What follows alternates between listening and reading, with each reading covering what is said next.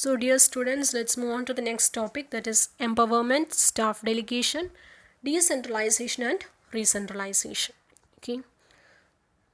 So നമ്മളുടെ സിലബസിൽ നമ്മൾ കഴിഞ്ഞ ക്ലാസ്സിൽ staffing and related HRD functions പഠിച്ചു. So in this video, we'll be discussing the next topics. So first is empowerment and staff delegation. So what is empowerment? Okay, empowerment എന്ന് വെച്ചാൽ എന്താ? You have heard of women empowerment. So what is this empowerment? Empowerment എന്ന് വെച്ചാൽ കുറച്ച് ഒരു group of ആൾക്കാരെ നമ്മൾ bring ചെയ്യുന്നതിനെയാണ് empowerment എന്ന് പറയുന്നത്. So we R bringing dum up ഒരു പൊസിഷനിലേക്ക് അവരുടെ ആ ഒരു പൊസിഷനിൽ നിന്ന് ലോവർ പൊസിഷനിൽ നിന്ന് നമ്മൾ എംപവർ ചെയ്യുന്ന അതിനെയാണ് എംപവർമെൻറ്റ് എന്ന് പറയുന്നത്. So it refers to the authority given to others to do something. So we are giving them authority and we are bringing them higher, to higher position. So it refers to both the process of self-empowerment and professional support of people to enable them overcome their sense of powerlessness and lack of influence to recognize and use their resources. So അവർക്കൊരു self എംപവർമെൻറ്റും അതുപോലെ തന്നെ professional ആയിട്ടുള്ള ഒരു support കൊടുക്കുകയാണ് to bring them up. അവരുടെ ആ ഒരു so from the less powerful we are making them to be more powerful. So that is what empowerment is, and it is based on the idea of giving employees skills. So skills കൊടുക്കുക. So skills കൊടുക്കുമ്പോഴത്തേക്ക് they will automatically അവർ build up ചെയ്യാണ്. And resources, authority, opportunity, motivation, responsibility and accountability. So ഇതൊക്കെ കൊടുക്കാൻ നേരത്ത് what are we doing? We are bringing them up. So ഇതിനെയാണ് empowerment എന്ന് പറയുന്നത്. Next is delegation of authority. So what is delegation? Delegation എന്ന് വെച്ചാൽ we are representing something or we are assigning something. ആ ഒരു assigning, delegation of authority എന്ന് വെച്ചാൽ എന്താ? Assigning of authority. We are assigning the authority. So ആർക്കാണ് ഇപ്പോൾ ഈ അതോറിറ്റി അസൈൻ ചെയ്യാനായിട്ടുള്ളൊരു പവർ ഉള്ളത്? So suppose if I am the manager and എൻ്റെ കീഴിൽ ഇപ്പോൾ സബോർഡിനേറ്റ്സ് വർക്ക് ചെയ്യുകയാണെങ്കിൽ so what I will do is I will give them some power. അവർക്ക് കുറച്ച് അതോറിറ്റി അല്ലെങ്കിൽ പവർ കൊടുക്കും to do certain things, to make some decisions on their own. So അതിനെയാണ് delegation of authority എന്ന് പറയുന്നത്. Is it clear? So delegation of authority is the process which enables a person to assign works to others and delegate them with adequate authorities to do it. So അവർക്കൊരു authority and power കൊടുക്കുകയാണ്. ആ ഒരു assign ചെയ്യുന്നതിനെയാണ് delegation of authority എന്ന് പറയുന്നത്. So Louis A. Allen has defined delegation as it is the dynamics of management. It is a process a manager. So who is doing that? Who is following this delegation? Manager ആണ് ചെയ്യുന്നത്. So he divides the work assigned to him. So ഒരു മാനേജറിൻ്റെ work എന്ത് ചെയ്യും? So manager divides that work and give them to his subordinates. സബോർഡിനേറ്റ്സിന് കൊടുക്കും to him so that he performs that part which only he, because of his unique placement, can perform effectively, and so that he can get others to help with what remains. So നമ്മളുടെ ഒരു burden, ഒരു മാനേജറിൻ്റെ burden lessen ചെയ്യാൻ, reduce ചെയ്യാനായിട്ടുള്ളൊരു ടൂളാണ് delegation of authority. Is it clear? So we are dividing the work and assigning them to subordinates. Again, ഈ delegation of authority നിങ്ങളുടെ exam point of വ്യൂവിൽ ഇമ്പോർട്ടൻ്റ് ആയിട്ടുള്ളൊരു ടോപ്പിക്കാണ്. സോ ഇതിൽ നമുക്ക് പഠിക്കാനുള്ള കാര്യങ്ങൾ features, importance, types of delegation, process of delegation and how to make delegation effective. ഇത്രയും കാര്യങ്ങളാണ് പഠിക്കാനുള്ളത്. So first is features of delegation. So delegation എന്താണെന്ന് നമ്മൾ പറഞ്ഞായിരുന്നു. So that gives authority. ഒരു മാനേജറിനോട് ഡെലിഗേഷൻ ചെയ്യാൻ പറഞ്ഞാൽ എന്താ? he can assign, he get the power to assign his power to his subordinate. So അങ്ങനെ ഒരു അതോറിറ്റി കിട്ടുകയാണ് മാനേജർക്ക്. Delegation has dual characteristics. So dual characteristics എന്ന് വെച്ചാൽ എന്താ? സപ്പോസ് ഞാൻ ഒരു if I am in a managerial position and I am supposed to delegate authority to a subordinate. So എൻ്റെ എല്ലാ അതോറിറ്റിയും നമ്മൾ കൊടുക്കും അല്ലേ? നമുക്ക് ഇപ്പോൾ ഒരു മാനേജറിനുള്ള എല്ലാ പവേഴ്സും സബോർഡിനേറ്റിന് കൊടുത്തു കഴിഞ്ഞാൽ there won't be any difference between a manager and a subordinate, right? So we have to give them power. നമ്മൾ നമ്മുടെ സബോർഡിനേറ്റിന് പവർ കൊടുക്കണം, ബട്ട് നമ്മുടെ ആ ഒരു ഒറിജിനൽ പവർ അല്ലെങ്കിൽ original authority should rest with the managers ഇറ്റ് സെൽഫ്. So that is dual characteristics. Okay, so a subordinate receives authority from his superior, but at the same time his superior still retains all his original authority. Okay, നമ്മളുടെ authority retain ചെയ്തിട്ട് വേണം കൊടുക്കാൻ, അല്ലെങ്കിൽ ഒരു മാനേജറും സബോർഡിനേറ്റുമായിട്ട് ഒരു difference ഉണ്ടാകത്തില്ല. Next is A superior cannot delegate his entire authority to his subordinate because if he does so then he is passing his position to subordinate. Okay, ഇപ്പോൾ പറഞ്ഞത് തന്നെ. Authority once delegated can be enhanced, reduced or withdrawn. Okay, so ഇപ്പം ഞാൻ മാനേജറിൻ്റെ പൊസിഷനിൽ നിന്ന് ഞാൻ എനിക്ക് ഒരു പവർ കൊടുക്കുകയാണ് എൻ്റെ സബോർഡിനേറ്റിന്. So I can withdraw that, അല്ലെങ്കിൽ എനിക്കത് കൊടുത്ത പവർ വേണമെങ്കിൽ കുറച്ചും കൂടെ കൂടുതൽ കൊടുക്കുക, അല്ലെങ്കിൽ കുറച്ച് റെഡ്യൂസ് ചെയ്യാം. Okay, so I can do anything that I can increase, reduce or withdraw the power. A manager cannot delegate the authority which he himself does not possess. ഇപ്പോൾ ഒരു മാനേജർ പൊസസ് ചെയ്യാത്ത പവർ കൊടുക്കാൻ പറ്റും. ഇപ്പോൾ ഒരു മാനേജറിന് okay financial മാറ്റേഴ്സിലേക്ക് പവറൊന്നുമില്ല. Okay, suppose ഒരു technical ഡിപ്പാർട്ട്മെൻറ്റിലെ ഒരു production ഡിപ്പാർട്ട്മെൻറ്റിലെ ഒരു മാനേജറാണ്. ഓക്കെ, സോ ദാറ്റ് മാനേജറിന് ഫൈനാൻഷ്യൽ ഡിപ്പാർട്ട്മെൻറ്റിൽ ഒരു പവേഴ്സും ഉണ്ടായിരിക്കത്തില്ല. ഓക്കെ, സോ അതുകൊണ്ട് എന്താ ആ മാനേജർക്ക് സബോർഡിനേറ്റിന് ഒരു ഫൈനാൻഷ്യൽ പവേഴ്സ് കൊടുക്കാൻ പറ്റുമോ? ഇല്ല. So he can only impart his the authority that is possessed by him. Okay, സ്വന്തമായിട്ട് പൊസസ് ചെയ്യുന്ന അതോറിറ്റി മാത്രമേ അത് ഷെയർ ചെയ്ത് കൊടുക്കാൻ പറ്റുള്ളൂ, അല്ലാതെ വേറൊരു അതോറിറ്റി കൊടുക്കാൻ പറ്റില്ല. Delegation may be specific, general, return, implied, formal or informal. So delegation അതായത് അസൈൻ ചെയ്യുന്നത് അതൊന്നെങ്കിൽ സ്പെസിഫിക് ആയിട്ട് അസൈൻ ചെയ്യാം. ഓക്കെ, അതായത് ഓരോ ഇൻഡിവിജ്വൽസിനും അസൈൻ ചെയ്ത് കൊടുക്കാം, അല്ലെങ്കിൽ ജനറലായിട്ട് കൊടുക്കാം, റിട്ടേൺ ആയിട്ട് കൊടുക്കാം, അല്ലെങ്കിൽ ഫോർമലായിട്ടോ ഇൻഫോമലായിട്ടോ എങ്ങനെയും കൊടുക്കാം. So these are the features of delegation. Next is importance of delegation. So why is the delegation important? Okay, so important ആയിട്ടുള്ള കാര്യം എന്ന് വെച്ചാൽ അത് വർക്ക് ലോഡ് കുറക്കും. ഓക്കെ, സോ ദറ്റ് അതായത് മാനേജറിന് വർക്ക് ലോഡ് ആ ഒരു വർക്ക് ബേർഡൻ കുറക്കും. So he is assigning his work to the subordinates. അപ്പോൾ ആ ഒരു work load കുറക്കും.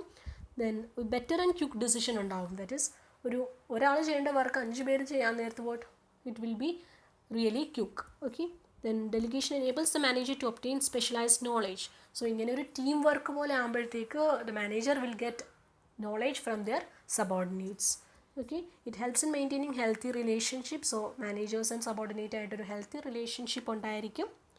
It helps to improve job satisfaction, motivation and morale of subordinates. So ഇവിടെ subordinatesന് ഒരു decision making ആയിട്ടുള്ള ഒരു പവർ കിട്ടുകയാണ്.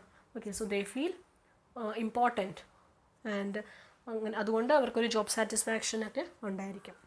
Then it helps to discharge responsibility effectively and economically. So effective ആയിട്ടും അതുപോലെ economic ആയിട്ടും ജോബ് റെസ്പോൺസിബിലിറ്റീസ് ഡിസ്ചാർജ് ചെയ്യുകയാണ്. Okay, next is types.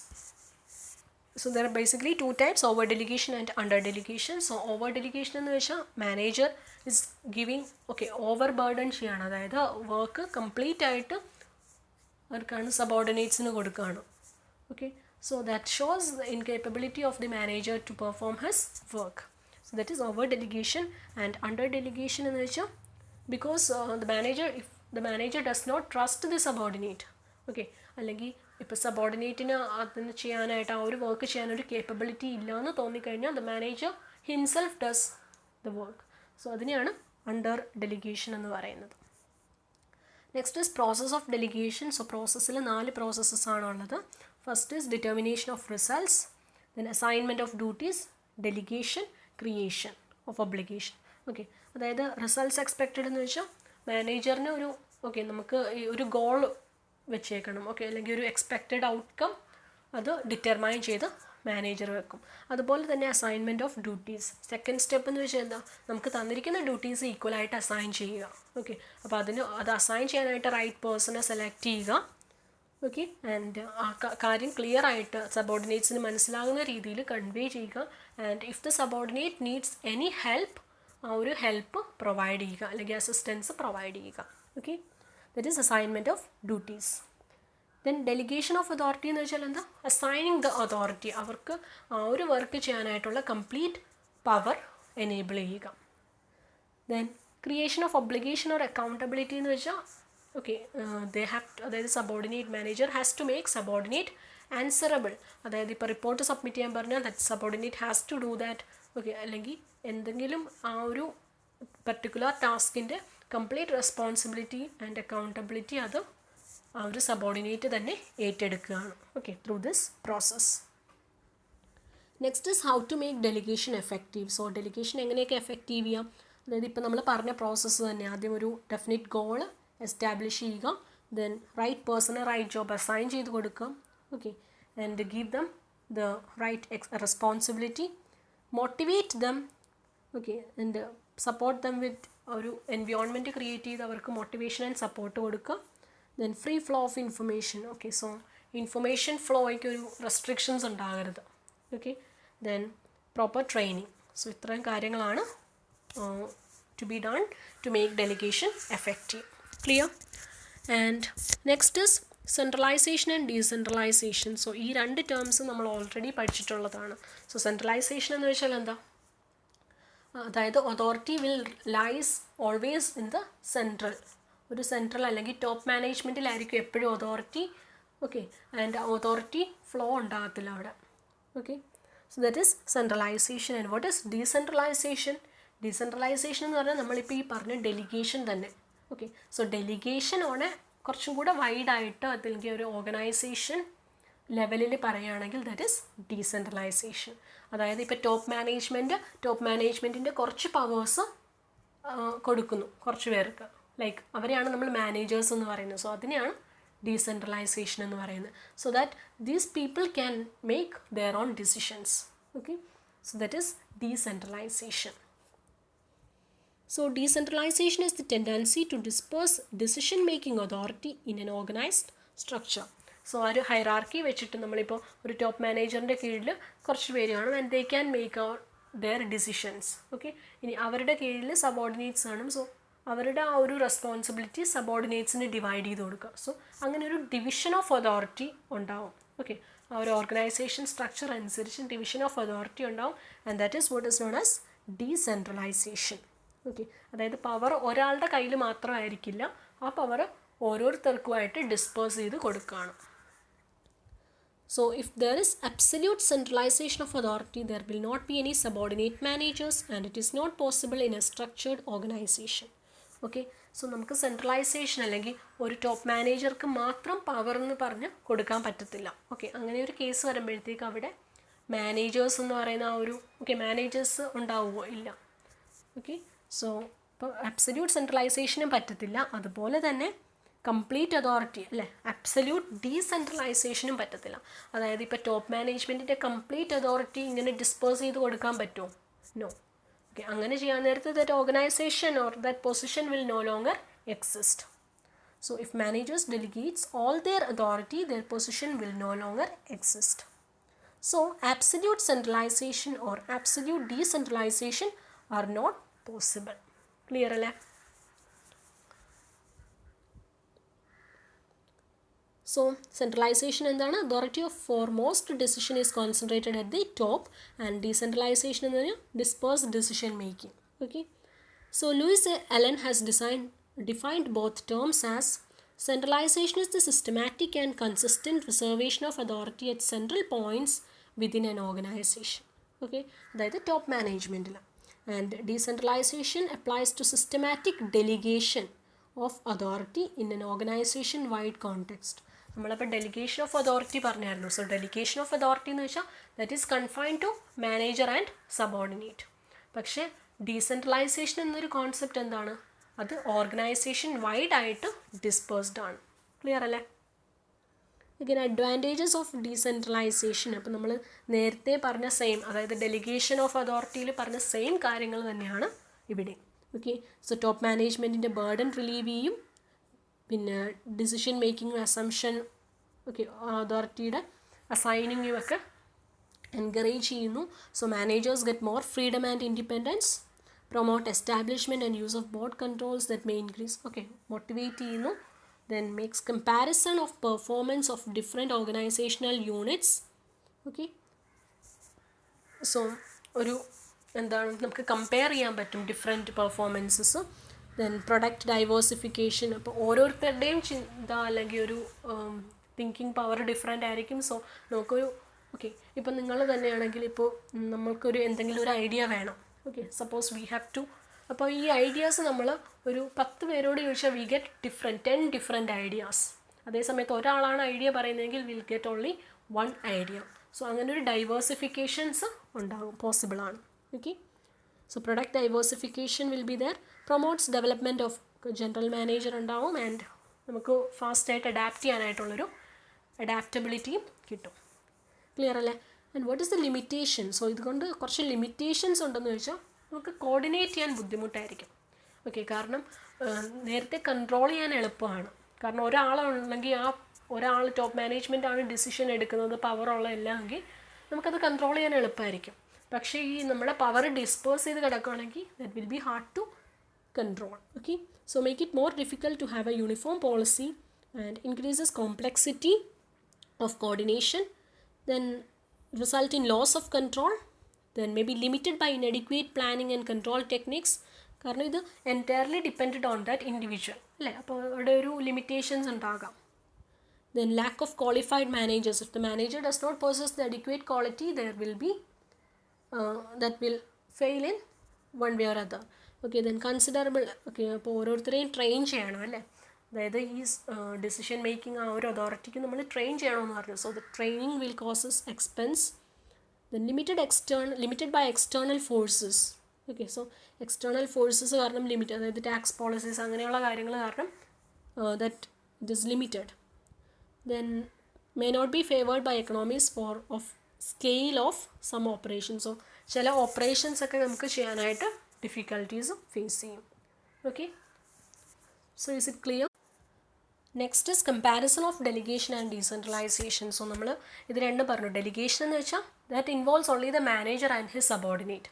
പക്ഷേ ഡീസെൻട്രലൈസേഷൻ എന്ന് വെച്ചാൽ that involves the complete organisation. Okay, so delegation it is the process of devolution of authority. Okay, this is the end result achieved by delegation.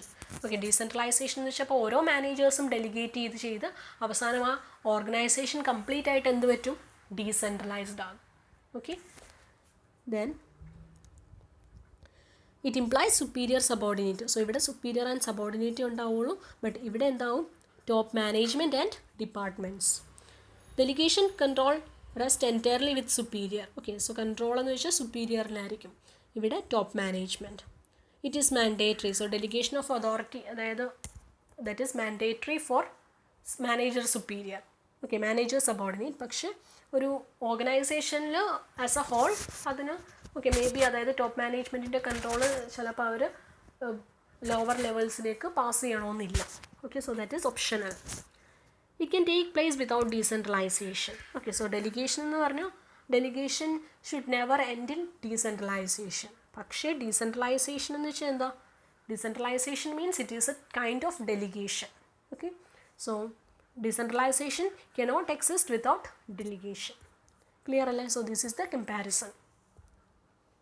Next university questions. First one, why is empowerment needed? Okay, എന്തുകൊണ്ടാണ് empowerment വേണ്ടത്? Then define delegation. Is it possible to delegate authority and responsibility? Yes, of course it is possible.